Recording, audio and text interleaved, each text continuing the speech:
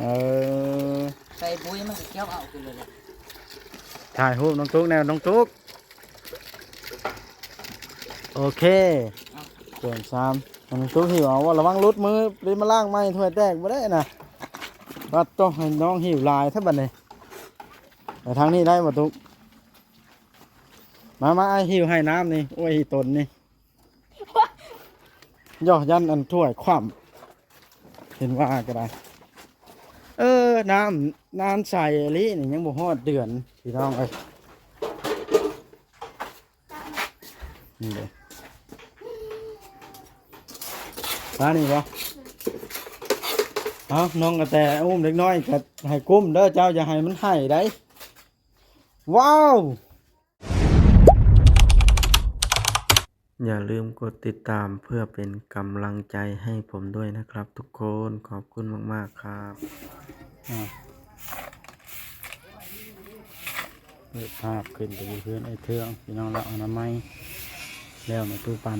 ให้แล้วเดี๋ยวนี้กอดง่าย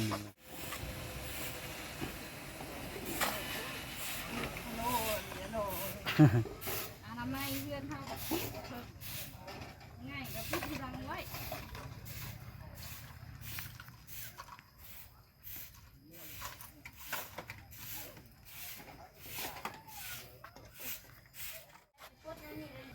เอาพี่น้องเลยทางคำมืดชาวเทืองเราก็ลงหาน้ำไม้กว่ากินเนี่ยกินนี่ว่าสบายดีเด้อสบายดีสบายดีแต่ฝนนะบ่ตกหลายมื้อแล้วเนาะเริ่มแห้งแล้วดินเนาะนี่แหละมันเอาแห้งเลยฮ้อนบ่ฮ้อนเลยแต่ก็เต็มสีส้มสีตกมื้อนี้ครับก็แต่คือแปลนครับแท้เราปลูกพักยังอันนี้ปลูกพักแล้วบ่โอ้เราซื้อมาใส่ลาบงัวมื้อนั้นเราละปัดเงาๆมันแปลนข้างแห้งเนาะ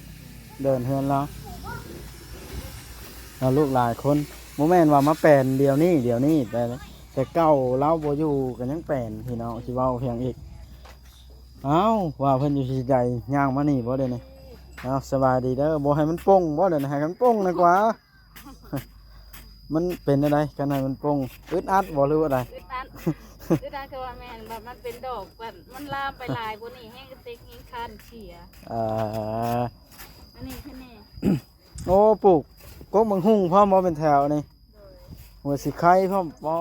แต่เราเลาะหดล่ะทำสิกินเราโอ้พี่น้องเอ้ยก็มังหุ่งพักอาตูโอ้โดยป้าแต่เจ้าบดต้อยออกว่านี่เทืองขอบมันนี่แล้วน้ำมันก็ขังตัวบดจากต้อยติแล้วแต่แล้วเขาบดจากต้อยละให้ลูกเจ้าเอาค้อนตีมาทับเล็กกระปูพับไว้เด้อแถวนี้เตะนี่เจ็บแท้ได้นี่โมเมนต์นอกว่าให้มันก็ได้เตะก็ได้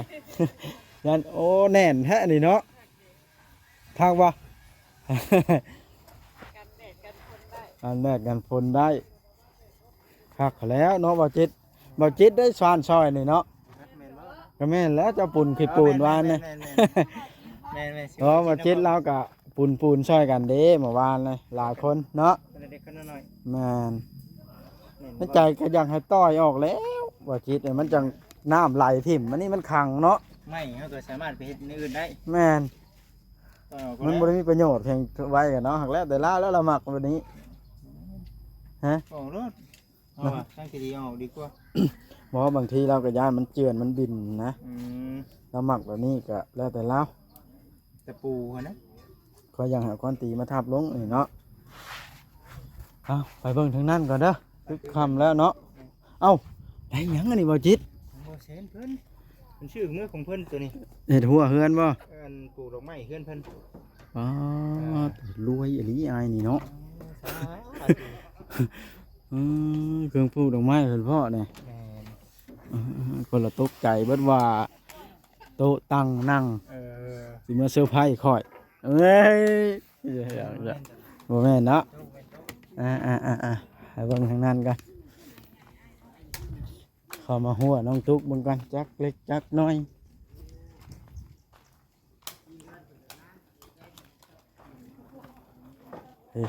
เพราะว่าเขาก็บ่ทันได้เข้ามาทางนี้ได้แต่เข้ามารอบนี้ รอบมืดว่าซั่นไปปอดโท สบายดี สบายดีแบบนี้แหละบ่เวลาพวกไอ้อ้ายย่างเข้ามาโดยที่บ่ต้องให้อ้ายสบายดีก่อนคนยกมือเพิ่นกล้องใส่เด้อบ่ว่าเท่าแต่อ้ายได้ใครก็ตามยกกล้องมาโอ้ซอยกันเจ้าเป็นผู้ยกน้ำตุ๊กเป็นผู้ล้างเข้าได้จะหนึ่งแล้วบ่มื้อนี้ต่อคักแล้วแบบนี้ซอยกันก็ลายแห้งถ้วยนี่น้องตุ๊กเงือดแห้งแบบว่ากินมื้อนึงจังล่างบ่หรือสองอันนี้ มื้อนึง ตัวรัดงานดองกูมือบ่น้องตุ๊กเดี๋ยวนี้ งานดองแน่เมื่อคืนนี่ งานดองหยังล่ะหม้อแห้งแตกกระโปง งานดอง เอ้ากลางคืนเจ้าละฮือออกบ่ แม่น กลางเว้นละทับเขาไว้โอ้ยเว้าไปกลางเว้นละพื้อออกเนาะดีแล้วเห็ดแบบนี้มันจังบ่ฮ้อนเนาะ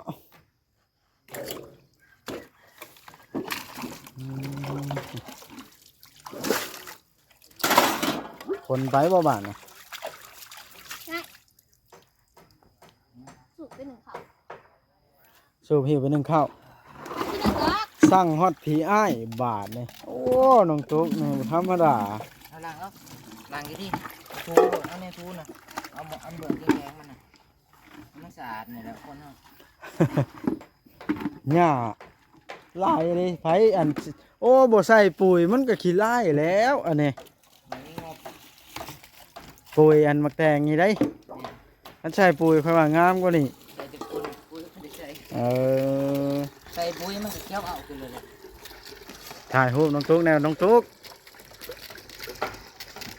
โอเคเตรียมซ้ำน้องตุ๊กหิวเอาว่าระวังรุดมือรีบมาล้างไม้ถ้วยแตกบ่ได้นะว่าต้องให้น้องหิวลายถ้าบัดนี้แต่ทางนี้ได้บ่ตุ๊กมาไอ้หิวให้น้ำนี่โอ้ยตนนี่ย่อยันอันถ้วยคว่ำเห็นว่าก็ได้น้ำใส่อลินี่ยังบ่ฮอดเดือนพี่น้องเอ้ยนี่เลยมานี่บ่เอาน้องกระแตอุ้มเล็กน้อยก็ให้กุ้มเด้อเจ้าอย่าให้มันให้ได้ว้าวได้ส่งไหม สุกไหม ฮะ สุกไหม ออกไหมบ่ ไหม บ่ต่อ สุกเมียบาต้าเอามาให้ บ่าวตากับเมียมาเซอร์ไพรส์ส่ง เมื่อแล้ววะจะท่ากันดีกว่า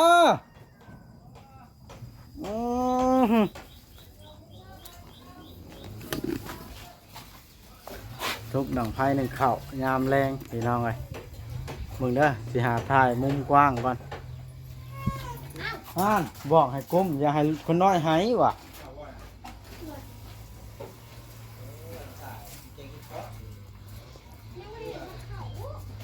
คันเฮ็ดเป็นนี่เฮ็ดโต๊ะ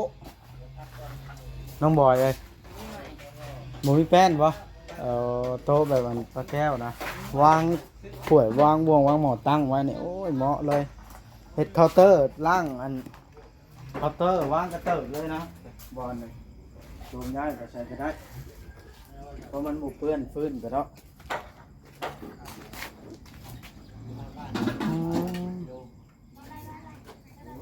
ไก่คือเจ้าอีก ไก่มันยังไม่เล่าเนาะ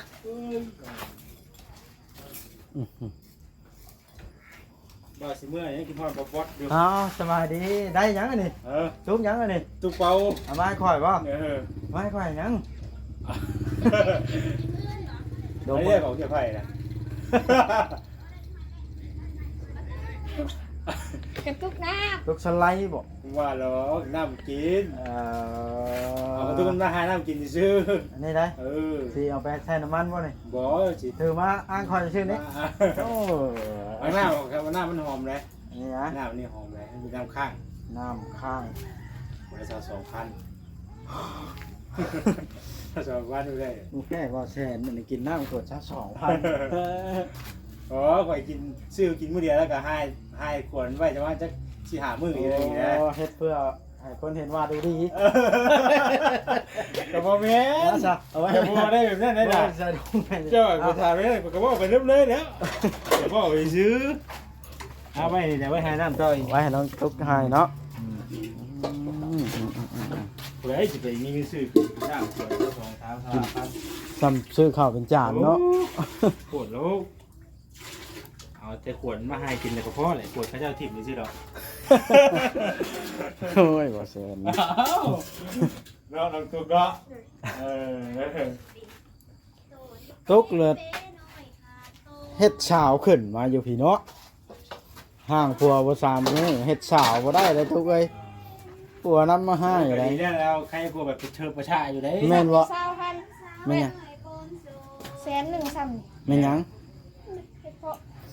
ชื่อเฮ็ดเพาะบ่โอ้ ปวดสมองย้อนเฮ็ดเพาะ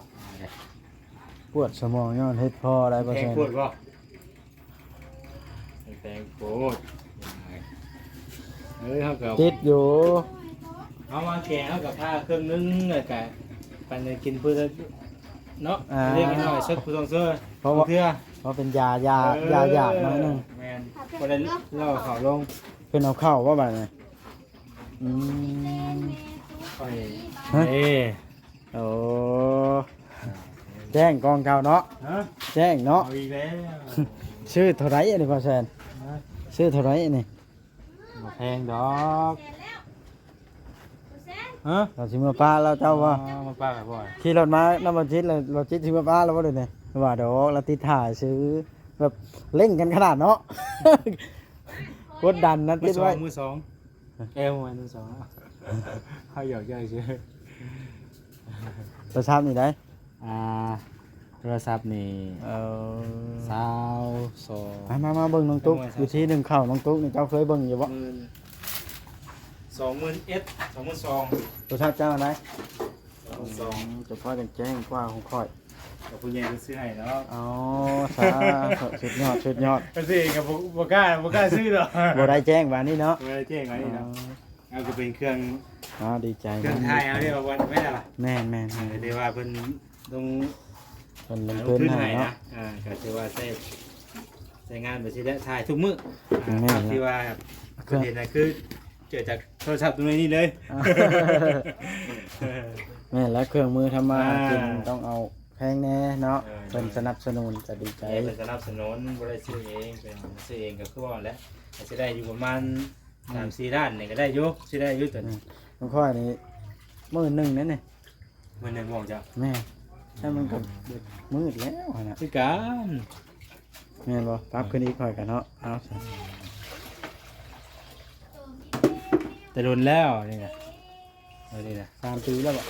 โดนเดิมนะฮะหางยังบ่แม่นหน่วยนั่นได้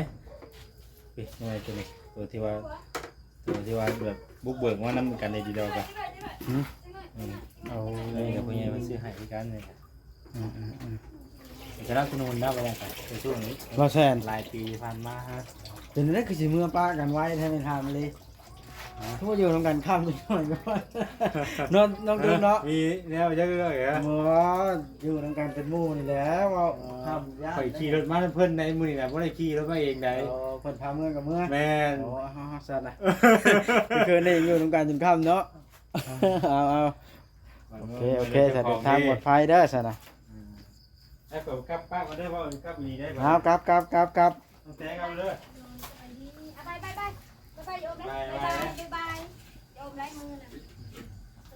ว่านี่ขี่รถน้ำเย็นจะจ้อยเพิ่นว่าไอ้รับเพิ่น หนึ่งมืดโพดน้องตุ๊กเอ้ยมาเลย ได้ครับเด้อ ได้เด้อ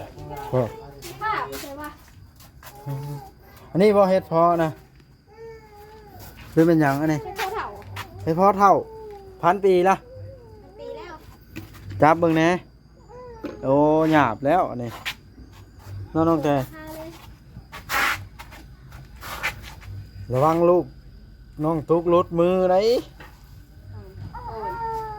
อ้าว ตีเต้ บอสวานนี่ซ้ำนี่นะมาน้องคนลังนะ เนาะให้มันนี่เริ่มล้างว่าเอาลูกกินนมแล้วทุกเด้ออย่าลืมใดเอาคนน้อยกินนมนะคำล่ะหาอยู่หยังพายให้ทุกนะเราว่าให้อีกแล้วดังไพ่กับโบติดทุกนะ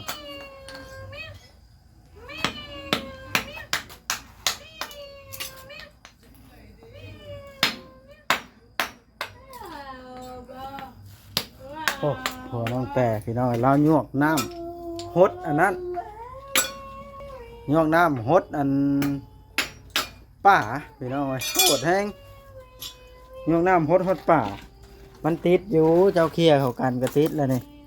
มันสิควันใส่น้องนะใส่พื้นนะควันบ่าเลยเส็จรถใส่พื้นได้เสื้อเบอร์8เสื้อไหมน้องกระตุกนี่มานุ่งหนึ่งข่าวดำปื้ออีกละเสื้อขาวเราเอาไว้นุ่งไปข้างนอกหรือมีแต่สักเลยว่าไอ้บุคคลใช่ได้เสื้อขาวคำบอกไปเรียก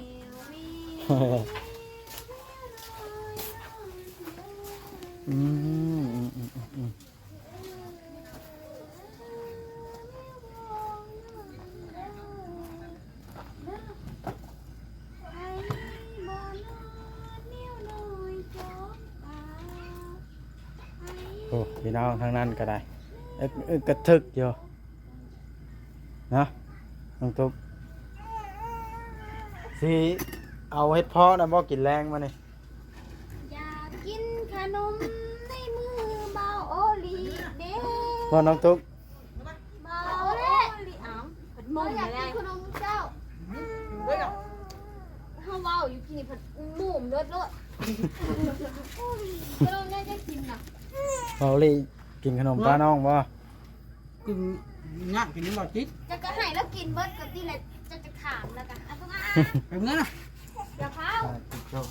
เดี๋ยวขนมในใส่มือน้องเนี่ยเอาโอ้ยมันแปลว่าอะไรบาดปากเหรอว่าจะไปใส่มือน้องเฮ้ยหยุดไม่ต้องให้จะกินมือข่อยบ่หัวบัดข่อยบ่ให้พันข่อยบ่ได้หยอกได้ให้เยอะให้อันนั้นฮดป่าน้องน้ำฮดป่าอย่าให้หูแล้วบาดเพราะว่าจะเพิ่งมาน อนหงายท้องวะเบอร์นะลงไหมนอนหงายท้องแมวฮ้อนก็บ่ให้เจ้าเนาะเอาเสือนี่เล่นได้ไหมจับของแท้มาจับลูกจับผู้เสือนะเอายันโคบเดนนะเสือออกจากตัวก็คือเผาเมื่อยโย่ไอ้บริคีรถเรามาพอบริคีรถมานี่เราไปยัดมันแน่บอลเลยมาเดิมมืออื่นเขาจะมาตอนไหนตอนตอนแรงมันจะบุกมันตอนเว้นโบจังวังนั่งเนาะตอนแรกเขาหนีพาเรามาหลีเดี๋ยวแม่ตุ๊กแก้วไปข้างๆแม่ตุ๊กแก้วกันจังน้อยนึงแล้วเห็ดยังสบายดีป้าแก้วเห็ดยังกำลังที่ช่วยเข้าอ๋อไปเสนะช่วยเข้าเห็ดกินแรงยังมานี่เอาเฮ้ยไอ้ทิ้ง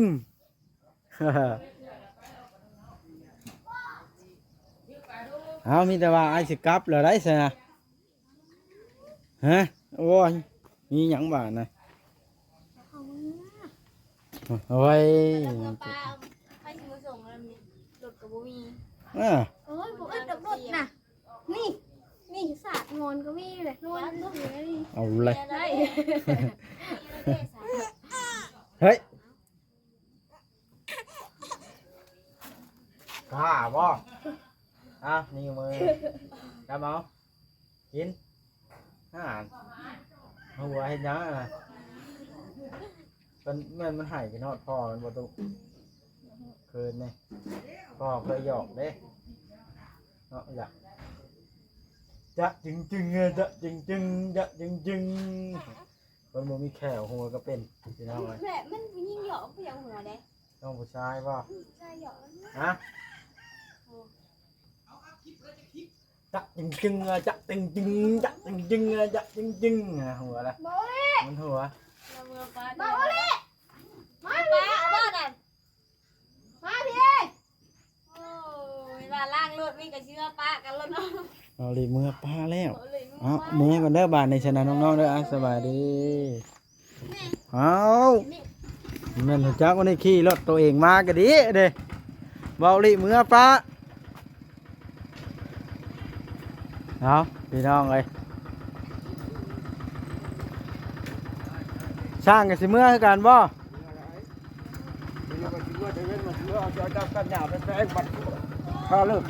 สูบยาบ่จูดไผก็ได้บ่ได้นี่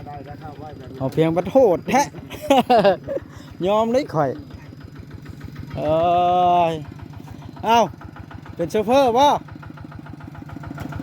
อ๋อ แต่น้องโอ้ยนี่นะเป็นโชเฟอร์เพิ่นว่าบ่อ๋อโถครับผู้ละเข้าว้า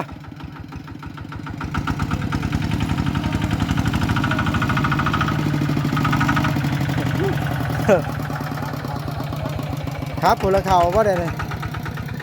เยี่ยมเมื่อก่อนเด้อน้องโอเมื่อแล้วโอเคเอาสบายดีไปเที่ยวสบายดีสิเมื่อแล้วได้ยังชูลูกกินมานี่ กินข้าวกับน้ำปลาใช่เลยย่อไปไหวเลยน้ำปลาเลย กินข้าวน้ำปลาโอ้เบิดแล้วหน่อไม้หวานนี่ เบิ้ลเลยเนี่ย หามามันค่อยซื้อเอาไปเนาะเจ้าบ่ถึง สบายดีบ่บดคือ สบายดีน้องให้สิเมื่อแล้วบ้านบ่ได้อยู่ค่ำดอก เดินทางปลอดภัย แม่นบ่ได้อยู่ค่ำขอบใจเด้อไอ้เทืองเด้อมื้ออื่นจังสิมาใหม่หรือว่ามีฮะตุกมันหยังกันแน่เดี๋ยวนี้ตุกหยุดเยอะจังไดมีเวียกบ่ฮะ เอามือ เอาเมื่อน้ำนั่นได้มันให้กลางคืนข่อยบ่ได้มีนมให้มันกินได้ ก็อย่าไปลุก เฮ้ย เฮ็ดดีโลด เดี๋ยวเอาเละถอยรถแล้วสิเมื่อป้าละติดรถกดดันกันนะ เนาะ เฮ็ดแบบกดดันข้ามคนนี้เด้อมืออื่น โอ้ยกี่พุงคนน้อยนี่มันติดแดงกองข่อยน่ะเอ้ย ผู้พ่อเมื่อแท้ โยมันคำล่ะเนาะ ไปมาส่งนะไปย่างเอา ย่างเอาป่ะยอมเนื้อใดกะมื้อหน้าจังพ่อกันน้องๆเลย เอามาเลย สบายดีเด้อเบาลีอันนั้นล่ะครับน้องแต่อย่าเฮ็ดจุดตะย่านให้น้องแต่นี่อันใด ไปทางสิเมื่อนั้นจ้ะ ขนมบ่อันใดน้ำบอกไอ้เทืองต่อยออกแล้วบ่ต่อยพี่น้องไอ้เราอ่ะอยากได้แบบนี้ฮะ เดี๋ยวสิกวดออกน้ำนะ ต่อยเด้อต่อยข้างนะเนาะ บ่ต่อยกับพันหั่นนะ พันกับพันข้างนั่นพุ่นแหล้วตัว เลย มาหับถึงที่แท้นี่ สิขายประตูนี่ หาไปขายซะเอาพากันไปยังอันนี้สิเมื่อน้ำบ่ เดี๋ยว เมื่อนั้นได้ว่ารถไหนนี่ เชิญ เอาเชิญท่านประธาน เอา มื้อนี้ผู้เปิดประตูให้นะ ไข่เพิ่งน้องมันจะขี่ทางหลัง ที่หลัง แม่น บ่นะ ขี่ทางหลังวะ บ่ถ้าสิไงป้าหาดิ โอ้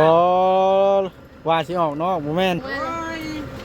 ว่าอยากลองรถใหม่เนาะบ่ได้ขี่ว่านะ ไม่กัน เอาเสร็จนะโอเคเสร็จนะ ตัวยังโว้ยท่าน